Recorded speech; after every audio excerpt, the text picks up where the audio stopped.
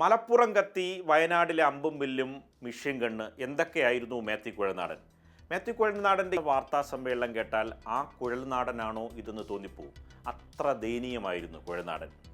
Professional കോൺഗ്രസിൻ്റെ സംസ്ഥാന president, KPCC general secretary, MLA, supreme കോടതിയിൽ അഭിഭാഷകൻ. കുഴൽനാടനോട് കളിച്ചാൽ നിസ്സാര കളിയല്ല എന്നാണ് നേരത്തെ കുഴൽനാടൻ അനുകൂലികൾ സോഷ്യൽ മീഡിയയിൽ വെല്ലുവിളിച്ചിരുന്നത്. പക്ഷേ ആ കുഴൽനാടനെ അല്ല കേരളത്തിലെ ജനങ്ങൾ കണ്ടത്. ദയവായി കുഴൽനാടൻ അനുയായികൾ വാർത്താ സമ്മേളനം കാണരുത് എന്നതാണ് നമ്മുടെ ഒരു അപേക്ഷ. അത്ര ദയനീയമായിരുന്നു. KPCCയെ മാത്രമല്ല, കേരളത്തിലെ UDFനെ, പ്രതിപക്ഷത്തിനെ പൂർണ്ണമായി കുഴൽനാടൻ പ്രതിസന്ധിയിലാക്കി എന്നതാണ് ഈ കേസിൽ സംഭവിച്ചിരിക്കുന്നത്. ഒരു ആരോപണം കുഴൽനാടൻ പൊടുന്നനെ ഉന്നയിക്കുന്നു. അതെങ്ങനെയാണ്? നിയമസഭയിൽ ഒരു ബില്ലിൻ്റെ ചർച്ചയ്ക്കിടയിൽ വൈകിട്ട് അപ്രതീക്ഷിതമായിട്ടാണ് കുഴൽനാടൻ ആ ആരോപണം ഉന്നയിച്ചത്.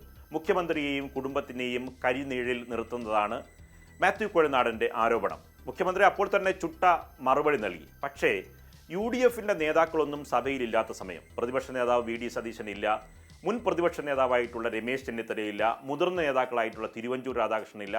അങ്ങനെ പ്രധാനപ്പെട്ട നേതാക്കളോ UDFൻ്റെ പ്രധാനപ്പെട്ട നേതാക്കളൊന്നും സഭയിലില്ലാത്ത ഒരു ദിവസം ആണ് അപ്രതീക്ഷിതമായി മാത്യു കുഴൽനാടൻ ഈ ആരോപണം ഉന്നയിച്ചത്.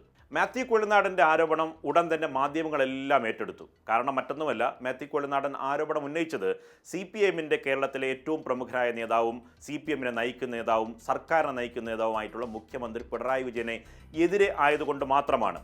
വലിയ തരത്തിലുള്ള ചർച്ചകൾ നടത്തി. 8 മണി ചർച്ചയിൽ സ്ഥിരം മാത്യു കുഴൽനാടൻ തന്നെ നേരിട്ട് പങ്കെടുത്ത് വിപുലമായ ചർച്ച നടത്തി. മാത്രമല്ല, സോഷ്യൽ മീഡിയയിൽ മാത്യു കുഴൽനാടൻ്റെ അനുയായികൾ അദ്ദേഹത്തെ വാനോളം പുകഴ്ത്തി. പഴയ ആരോപണം പോലെയല്ല, ഇത് പുലിക്കുട്ടിയാണ്, സിംഹക്കുട്ടിയാണ്, സ്വന്തമായി വക്കീൽ ആണ്, അദ്ദേഹം സുപ്രീം കോടതിയിൽ വാദിക്കുന്ന വക്കീലാണ്, വക്കീൽമാരുടെ ഒരു ഗ്രൂപ്പ് തന്നെ അദ്ദേഹത്തിനുണ്ട്, ഇത് കളിച്ച കളിയല്ല മുഖ്യമന്ത്രി പിണറായി വിജയൻ കളിക്കാൻ പോകുന്നത് എന്നാണ് മാത്യു കുഴൽനാടൻ്റെ അനുയായികൾ സോഷ്യൽ മീഡിയയിൽ വ്യാപകമായ പ്രചരണം കൊടുത്തത്. പലരും പലതും പ്രതീക്ഷിച്ചു. ഈ വലിയ ഹൈപ്പിൽ പാർട്ടിക്കുള്ളിലും പുറത്തും നിൽക്കുന്ന മാത്യു കുഴൽനാടൻ കോടതിയിൽ തോറ്റതോടുകൂടിയാണ് ആകെ ജനങ്ങൾക്കിടയിൽ കള്ളി വെളിച്ചത്തായത്. തീർച്ചയായിട്ടും നിരാശാജനകമായ ഒരു വിധിയാണ് ഉണ്ടായിട്ടുള്ളത്. അപ്രതീക്ഷിതമായിരുന്നു. ഇങ്ങനെ ഒരു വിധി പ്രതീക്ഷിച്ചിരുന്നില്ല എന്നത് ശരിയാണ്. ഐ ഫെയർലി അഡ്മിറ്റ്, ഞാൻ നടത്തി വന്ന ഫൈറ്റിൽ, അഴിമതിക്കെതിരായിട്ടുള്ള ഒരു പോരാട്ടത്തിൽ, നിയമയുദ്ധത്തിൽ ഒരു സെറ്റ് ബാക്കാണ്, ഒരു തിരിച്ചടിയാണ് കിട്ടിയിട്ടുള്ളത്. ഇത് പിണറായി വിജയനെ ശിക്ഷിക്കാൻ വേണ്ട രേഖകൾ നൽകി പിണറായി വിജയനെ ശിക്ഷിക്കണമെന്നാവശ്യപ്പെട്ട് നൽകിയ ഹർജിയിലെ വിധി പോലെയാണ് പലരും ഇതിനെ കൺസീവ് ചെയ്തത്. പക്ഷെ ഇതല്ല. ഇത് മനസ്സിലാക്കേണ്ട ഒരു കാര്യം, ഈ സംഭവത്തിൽ അഴിമതി നടന്നിട്ടുണ്ട്, ഇത് സംബന്ധിച്ചൊരു അന്വേഷണം വേണമെന്നേ പറഞ്ഞിട്ടുള്ളൂ ഈ ഘട്ടത്തിൽ. ഇല്ല, ഞാൻ ചെയ്ത കാര്യത്തിൽ എനിക്ക് ബോധ്യമുള്ളതുകൊണ്ട് ഞാൻ ഇതാണ്. പക്ഷേ കോടതി വിധി ഞാൻ പറഞ്ഞല്ലോ, പ്രതീക്ഷയല്ല, സ്വാഭാവികമായിട്ട് ഇത് വന്നു. I will take it forward. ഇല്ല, അതിനിപ്പോൾ പ്രിപ്പയർ ചെയ്ത് സ്വാഭാവികമായിട്ടും സമയമെടുക്കുമല്ലോ.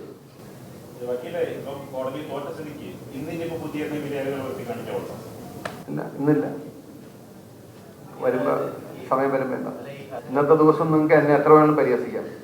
I am open for that, no problem. എത്ര വേണം ആയിരിക്കും. ഇതൊക്കെ സമയത്തൊക്കെ ഇതിൻ്റെതായ സമയമുണ്ട്. ദാസാന്ന് പറഞ്ഞ മാതിരി വെയിറ്റ് ആൻഡ് സീ. ഇല്ല, അപ്പോൾ ഞാൻ നടത്തിയ കേസുകൾ എത്രയോ കേസ് ജയിച്ചിരിക്കുന്നു, എത്രയോ തോറ്റിരിക്കുന്നു. അങ്ങനെയാണെങ്കിൽ അഭിഭാഷകർ ഈ രാജ്യത്ത് ഏതെങ്കിലും ആർക്കും കേസ് നടത്താൻ പറ്റും? I don't want to bring my profession. Sorry, I am not for that. I don't want to canvass on that. നിരവധി രേഖകൾ തൻ്റെ കൈവശമുണ്ട് എന്ന അവകാശവാദമൊക്കെ ആയിരുന്നു മാത്യു കുഴൽനാടൻ നേരത്തെ നടത്തിയിരുന്നത്. വാർത്താ സമ്മേളനത്തിൽ അത്തരം അവകാശവാദങ്ങളൊന്നും തന്നെ ഇല്ല. പക്ഷേ ഈ വാർത്താ സമ്മേളനത്തിൽ മാത്യു കുഴൽനാടൻ സമർത്ഥിക്കാൻ ശ്രമിച്ചത്, ഒന്ന്, താൻ ഈ കേസിൽ നിന്ന് പുറകോട്ടില്ല എന്ന കാര്യം അറിയിക്കുകയാണ്.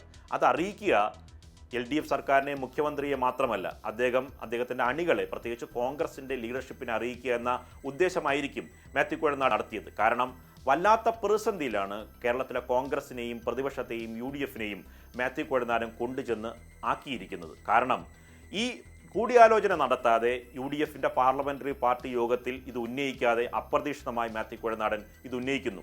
ഇല്ല, വിഷയം ഉന്നയിക്കുന്നതിന് മുമ്പ് പാർലമെന്ററി പാർട്ടിയിൽ ഇത് ചർച്ച വന്നിട്ടുണ്ടായിരുന്നില്ല.